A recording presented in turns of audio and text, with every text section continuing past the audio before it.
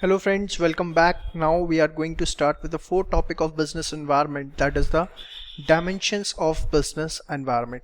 Quite interesting and very important topic from your examination point of view. So please be careful. 101% you are going to be see a case study on this topic. So let's start with this.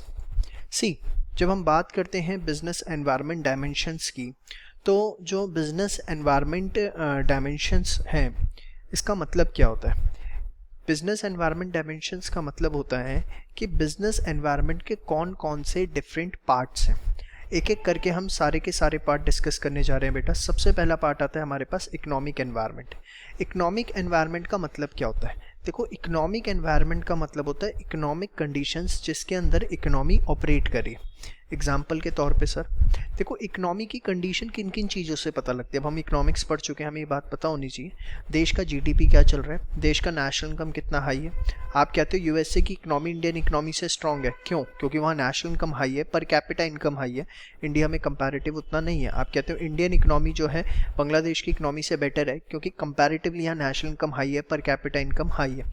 Inflation rate economy के अंदर क्या चल रहा है, interest rate क्या चल रहा है, वहाँ का बैंकिंग सिस्टम कितना स्ट्रांग है, वहाँ पर कितनी इजीली लोन्स अवेलेबल हैं, लोग क्या बोलते हैं, कितनी एक्सेप्टेबिलिटी रखते हैं बैंकिंग सिस्टम की. ये सारी चीज़ें जो हैं वो इकोनॉमिक एनवायरनमेंट को रिप्रेजेंट करती हैं. बात समझ में आती है? तो इकोनॉमिक एनवायरनमेंट किसी भी बिजनेस को स्टडी करना बहुत ज़्यादा ज़रूरी होता है. एग्जाम्पल के तौर पर ध्यान से सुनिए, जो रियल स्टेट बिजनेस है वो डायरेक्टली इकोनॉमिक एनवायरनमेंट से इफेक्ट होता है. अगर बैंक्स ईजिली लोन अवेलेबल करवा रहे हैं या सस्ते रेट ऑफ इंटरेस्ट पर लोन्स अवेलेबल करवा रहे हैं, ईजी लोन्स अवेलेबल हैं, सस्ते रेट्स पर लोन अवेलेबल हैं, तभी पब्लिक लोन ले पाएगी. और जब पब्लिक हाउसिंग लोन ले पाएगी तभी ये जो रियल स्टेट के बड़े बड़े प्रोजेक्ट्स हैं वो वहाँ पर इन्वेस्ट कर पाएगी और घरों को परचेज कर पाएगी. तो रियल स्टेट बिजनेस जो है हमने देखा डायरेक्टली इफेक्ट होता है. ठीक है, तो बेसिकली इकोनॉमिक एनवायरनमेंट आपको समझ में आ गया. आइए ज़रा एक बार अगर बुक में से देखें जो इसके अंदर मैंने लिखा हुआ है, you can see economic environment के जो मेन कंपोनेंट्स हैं. देखिए, दिख रहा है आपको ग्रॉस डोमेस्टिक प्रोडक्ट, पर capita income, money supply, banking system, inflation rate, interest rate, foreign exchange rate, tax rate. Tax rate, yes, ये भी एक बहुत इंपॉर्टेंट पॉइंट है, इस पर लेटर ऑन अभी अच्छी डिस्कशन मैं करूंगा. तो ये सारे कंपोनेंट्स हैं जिससे पता लगता है देश का इकोनॉमिक एनवायरनमेंट क्या है. ठीक है, अब देखो जरा, मैंने एग्जांपल दिया है, due to increase in per capita income and consistent GDP growth rate. सबसे बड़ा पॉइंट है, हिंदुस्तान का जो जीडीपी ग्रोथ रेट है कंसिस्टेंट है, 5 to 6% हर साल हिंदुस्तान की जीडीपी बढ़ रही है. इस वजह से इंडिया जो है वर्ल्ड के लिए एक बहुत अच्छी मार्केट बन गया और एक इमर्जिंग इकोनॉमी की तरह सामने आ रहा है. सेम वे इंडिया के अंदर एसी, फ्रिज, मोबाइल फ़ोन, इनकी डिमांड बढ़ रही है, क्योंकि बजाज फाइनेंस वगैरह जैसी कंपनी जो है बहुत ये जो कंज्यूमेबल गुड्स हैं इनके लिए लोन प्रोवाइड कर रही हैं. उसके बाद मैंने आपको एग्जांपल दिया है फिस्कल. हाँ देखो, ये बहुत इंपॉर्टेंट पॉइंट है जिस पे केस स्टडी कभी भी पूछी जा सकती है. तो किसी बुक में ये गिवन नहीं है, मैंने सोच के लिखा है, ध्यान से सुनिए. Due to decrease in fiscal deficit, tax rates of economy are likely to be stable. Fiscal deficit क्या होता है कि देश की बोरिंग रिक्वायरमेंट्स क्या हैं. जैसे जैसे किसी देश की बोरिंग रिक्वायरमेंट्स कम होती जाएंगी, मतलब उसको अपने रेगुलर खर्चे करने के लिए दूसरे देशों से कर्ज नहीं लेना पड़े. आप देखो, किसी भी इकोनॉमी में टैक्स रेट कब बढ़ता है, गवर्नमेंट कब टैक्स बढ़ाती है. गवर्नमेंट जब टैक्स बढ़ाती है जब गवर्नमेंट के खर्चे बढ़ते हैं और उतना रेवेन्यू उसके पास नहीं आ रहा होता, तो वो टैक्स रेट बढ़ाती है. अब अगर गवर्नमेंट के फिस्कल डेफिसिट में कमी आ रही है, मतलब गवर्नमेंट को बोरो कम करना पड़ रहा है. बोरो कम करना पड़ रहा है इन द सेंस कि कहीं ना कहीं टैक्सेशन से एक सफिशिएंट रेवेन्यू गवर्नमेंट के पास आ रहा है. तो जैसे जैसे गवर्नमेंट की बोरिंग रिक्वायरमेंट्स कम होती चली जाएंगी, वैसे वैसे गवर्नमेंट के जो टैक्स रेट्स हैं वो भी क्या होते चले जाएंगे, कम होते चले जाएंगे. ये बात मेरी आपको समझ में आती है. उसके बाद क्या है, due to tax concession infrastructure development projects have increased. ये बहुत बड़ा एग्जांपल है. गवर्नमेंट ने रिसेंटली जो इंफ्रास्ट्रक्चर कंपनीज हैं, ब्रिजेस, कंस्ट्रक्शन, डैम्स, टेलीकम्युनिकेशन, इनमें हैं, इनको बहुत सारे इनकम टैक्स रिलीफ दिए हैं. इनके इनकम पे जो टैक्स रेट्स हैं वो काफ़ी कंसेशनल कर दिए हैं, जिसकी वजह से अगर हम देखें तो इलेक्ट्रिसिटी जनरेशन में, टेलीकम्युनिकेशन में over the period of time number of companies आई हैं. क्योंकि लोगों को लगता है, अगर हम ये देखो, गवर्नमेंट ने क्या किया, गवर्नमेंट ने कहा सपोज आप इलेक्ट्रिसिटी जनरेशन के बिजनेस में जाते हो, 10 साल तक आपको टैक्स नहीं देना. अब बना 10 साल तक टैक्स नहीं देना इलेक्ट्रिसिटी जनरेशन के अंदर. हाँ, तो होगा क्या, कहीं ना कहीं डाउन द साइड जो इन्वेस्टर्स हैं वो सोचते हैं कि यार इलेक्ट्रिसिटी बिजनेस करते हैं, 10 साल तक कमाएंगे तो टैक्स नहीं देना पड़े. तो इंफ्रास्ट्रक्चर को प्रमोट करने के लिए गवर्नमेंट इस तरह के बहुत बेनिफिट्स प्रोवाइड कर रही. आप ये केस स्टडी देख सकते हैं इसके ऊपर. इसके बाद हम स्टार्ट करते हैं अपना सोशल एनवायरनमेंट। देखो सोशल एनवायरनमेंट क्या होता है? सोशल एनवायरनमेंट होता है किसी भी इकोनॉमी के अंदर सोशल ट्रेंड क्या है, वहाँ की वैल्यूज़ क्या है, वहाँ का कल्चर क्या है। एग्जांपल के तौर पर अगर मैं आपको बोलूँ, इंडिया है, यहाँ पर एक दिवाली जो होता है, एक मतलब दिवाली का जो सेलिब्रेशन होता है बड़े लार्ज स्केल पे होता है। सेम वे आप फॉरेन कंट्रीज यूएसए यूके में चले जाओ, वहाँ क्रिसमस फेमस है, तो वहाँ पर आपको क्रिसमस पे बिजनेस अपॉर्चुनिटीज़ मिलती हैं, हर तरह के गिफ्ट पैक, हर तरह का प्रोडक्ट बिकेगा। इंडिया में वही अपॉर्चुनिटी आपको दिवाली पे मिलती है। एक और एग्जांपल देता हूँ, साड़ीज़ की डिमांड इंडिया में बहुत ज़्यादा है, but at the same time European countries के अंदर उसकी डिमांड उतनी नहीं है, ठीक है, तो ऑलमोस्ट नील है। तो बेसिकली सोशल ट्रेंड आपको समझना पड़ता है कि जिस इकोनॉमी के अंदर आप ऑपरेट करने जा रहे हो वहाँ का कल्चर क्या है, वहाँ पर लोगों की एक्सेप्टेबिलिटी क्या है। अब अमेजोन का एग्जांपल देता हूँ, amazon.com है, यूएसए यूके के अंदर इन चीज़ों की बहुत अच्छी एक्सेप्टेबिलिटी है। इंडिया के अंदर over the time period acceptability बढ़ी है, बट अभी भी उतनी एक्सेप्टेबिलिटी नहीं बढ़ी है। तो this is what the social environment, the social trend of the economy. आप देख सकते हैं social environment includes working culture, custom, वहाँ का लाइफस्टाइल, एजुकेशनल क्वालिफिकेशन क्या है लोगों की, कितना हाइजीन है। इट ऑल्सो इंक्लूड्स, अब देखो हाइजीन पे भी मैं आपको एग्जांपल देता हूँ।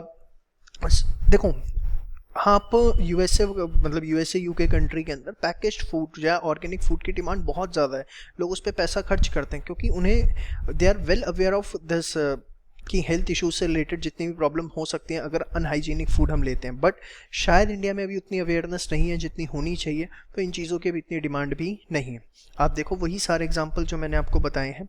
अच्छा एक और चीज़ बताता हूँ, ये एग्जांपल मैंने अभी लेटेस्ट लिखा है, बेटा बड़े ध्यान से सुनना। ये एग्जांपल मैंने नोट किया आजकल, तो मैंने लिखा। आप देखो आजकल गूगल जो है वो अपनी एड्स कर रहा है हिंदी के अंदर, लोकल लैंग्वेज के अंदर अपनी ऐड कर रहा है। आपने वो ऐड देखा होगा, आजकल टीवी पे आ रहा है, आसपास के रेस्टोरेंट गूगल ऐप से पूछिए, ठीक है, नियर बाय कुछ भी जानना है गूगल ऐप से पूछिए। आप होर्डिंग्स देखो उसके हिंदी में लिखे हुए आ रहे हैं, वाई सो हिंदी में क्यों कर रहा है गूगल?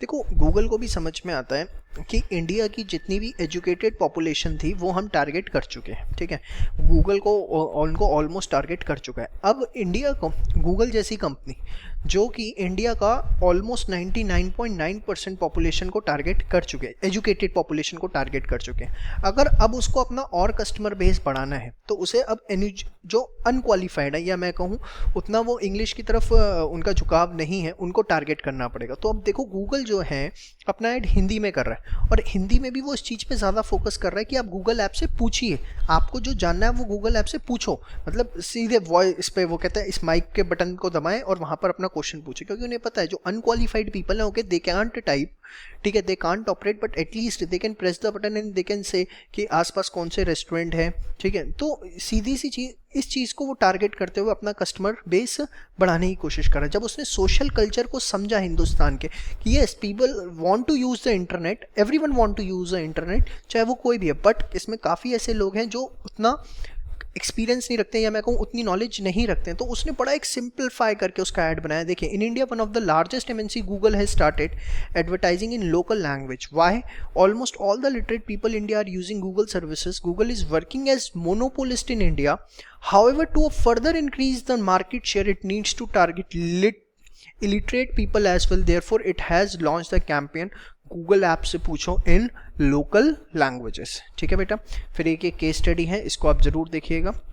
अब इसके बाद हम आएंगे अपना थर्ड वन पे, that is what political environment. इसके अंदर देखिए पॉलिटिकल एनवायरनमेंट में क्या है, पॉलिटिकल एनवायरनमेंट में है जो गवर्नमेंट कंट्री के अंदर है उसका एटीट्यूड क्या है, उसका विजन क्या है, वो किस चीज़ को प्रायोरिटी देती है, उस पर पब्लिक का कितना विश्वास है, पीस कितना, देश के अंदर कितनी शांति है, ये सारी चीज़ें पॉलिटिकल एनवायरनमेंट को डिज़ाइन करते हैं। एग्जांपल के तौर पे रिसेंटली हमारी जो गवर्नमेंट है उसका मेन फोकस है, हमारी जो रिसेंट गवर्नमेंट है उसका सारा का सारा जो फोकस है वो उसका फोकस है डिजिटल इंडिया के ऊपर, कि इंडिया को डिजिटलाइज करना है, चाहे पेमेंट के हर छोटे से छोटा काम जो है वो डिजिटल फॉर्मेट में होना चाहिए। तो इससे कहीं ना कहीं आईटी सेक्टर को बहुत ज़्यादा प्रमोशन मिल रहा है, ठीक है। इस समय जो रीसेंट गवर्नमेंट है उसने क्या बोलते हैं, आप देखो कॉर्पोरेट हाउसेस को वो कहीं ना कहीं ज़्यादा बढ़ावा दे रहे हैं, मेक इन इंडिया प्रोजेक्ट को बढ़ावा दे रहे हैं। तो ये सारी चीज़ें जो हैं पॉलिटिकल एनवायरनमेंट को डिज़ाइन करते हैं। पॉलिटिकल एनवायरनमेंट को समझने के लिए आपको जो कुछ कीवर्ड्स को समझना पड़ेगा वो क्या है, गवर्नमेंट का विजन क्या है, गवर्नमेंट किस मकसद से आई है। जैसे आजकल हमारे मोदी जी कहते रहते हैं कि 2022 तक हमें किसानों की आमदनी 2 गुना करनी है, ये क्या है, गवर्नमेंट का एक विजन है। सेंस ऑफ अकाउंटेबिलिटी आप कितनी रखते हो टुवर्ड्स पब्लिक, गवर्नमेंट की प्रायोरिटीज़ क्या हैं, जैसे इंफ्रास्ट्रक्चर डेवलपमेंट इस समय गवर्नमेंट की बहुत बड़ी प्रायोरिटी हो रखा है। पावर टू टेक डिसीजंस, कितने फ्रिक्वेंट डिसीजंस हैं, जैसे जीएसटी के केस में हमने देखा कि गवर्नमेंट ने डिसाइड किया था तो वो बहुत जल्दी आया। गवर्नमेंट का एटीट्यूड क्या है कॉर्पोरेट हाउसेस को लेके, तो ये सारी चीज़ें मिलके जो है देश का पॉलिटिकल एनवायरनमेंट डिसाइड करती हैं।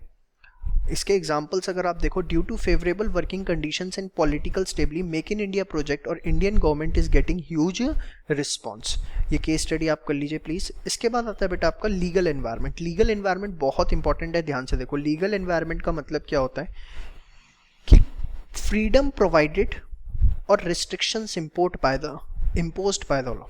लीगल एनवायरनमेंट होता है कि किसी देश का कानून वेरियस ऑर्गेनाइजेशनल एक्टिविटीज़ को करने के लिए कितनी फ्रीडम देता है या कितनी रिस्ट्रिक्शंस लगाता है। मैं आपको इसका एग्जांपल देता हूँ, ध्यान से समझो। सुप्रीम कोर्ट ने अभी एक बीच में अपनी जजमेंट दी कि अगर आपको एसिड बेचना है तो उसके लिए लाइसेंस लेना लोकल अथॉरिटीज़ से बहुत ज़्यादा ज़रूरी है। तो एक तरह से क्या करा दिया, लीगल इम्पोज लगा दिया। जीएसटी के अंदर, जीएसटी गवर्नमेंट लेके आई, जीएसटी के अंदर 20 इनडायरेक्ट टैक्सेस को मर्ज कर दिया ताकि पूरा टैक्सेशन सिंपलीफाई हो जाए। It's a very important point जो आपसे एग्जाम में पूछा जा सकता है कि इंट्रोडक्शन ऑफ जीएसटी क्या दिखाता है। It's a part of legal environment of the economy, ठीक है। कॉन्फिडेंस, अभी क्या हुआ, गवर्नमेंट ने क्या किया, फॉरेन इन्वेस्टर्स के लिए स्पेशल कोर्ट सेटअप किए जहाँ पर गवर्नमेंट उसके अंदर क्या कर रही है, जितने भी फॉरेन इन्वेस्टर्स है अगर उनका कोई केस पेंडिंग है तो उनको एक सेपरेट कोर्ट्स के थ्रू 3 से 6 महीने के अंदर रिजॉल्व करवाया जा रहा है। तो इस तरह का जो लीगल एनवायरनमेंट देश के अंदर बनता है तो एक जो बिजनेस हाउसेस हैं उनके बीच में कॉन्फिडेंस बिल्डअप होता है। देश के अंदर कितने एक्ट हैं, जैसे कॉम्पिटिशन एक्ट है, कंपनीज एक्ट है, इंडियन कॉन्ट्रैक्ट एक्ट है, ये सारी चीज़ें मिलकर देश का लीगल एनवायरनमेंट डिज़ाइन करती हैं।